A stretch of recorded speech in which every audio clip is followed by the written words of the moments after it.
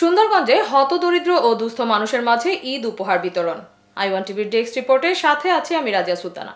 আপনারা দেখছেন i1 TV. গাইবান্ধার সুন্দরগঞ্জে পবিত্র ঈদ উল ফিতর উপলক্ষে হতদরিদ্র ও দুস্থ মানুষের মাঝে ঈদ উপহার বিতরণ করা হয়েছে।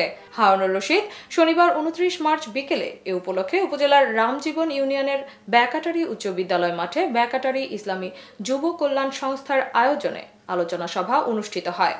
সংস্থার সভাপতি মোজাম্মেল হক চৌধুরীর সভাপতিত্বে এতে বক্তব্য রাখেন ব্যাকাটারি আদর্শ উচ্চ বিদ্যালয়ের প্রধান শিক্ষক ও সংস্থার সাধারণ সম্পাদক ওবায়দুল হক চৌধুরী, রামজীবন ইউনিয়ন জামায়াতের সেক্রেটারি মাশরাফুল ইসলাম মানিক, উপজেলা ছাত্র শিবিরের সাবেক সভাপতি মোশাররফ হোসেন, ছাত্রনেতা আরাফাত হোসেন, সংস্থার সদস্য আনোয়ারুল ইসলাম, প্রবাসী সাইফুল ইসলাম, মাজেদুর রহমান মিলন, মোজারুল মান্নান প্রমুখ।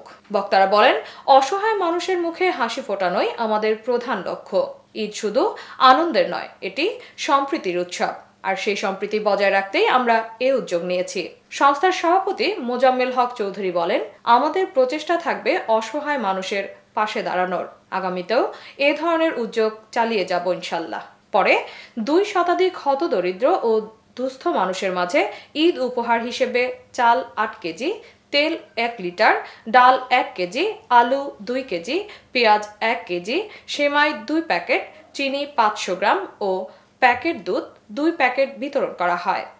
এতক্ষণ সঙ্গে থাকার জন্য ধন্যবাদ। i1 টিভির নিয়মিত আপডেট পেতে ভিজিট করুন আমাদের ওয়েবসাইট, ফেসবুক, ইনস্টাগ্রাম ও ইউটিউব চ্যানেলে।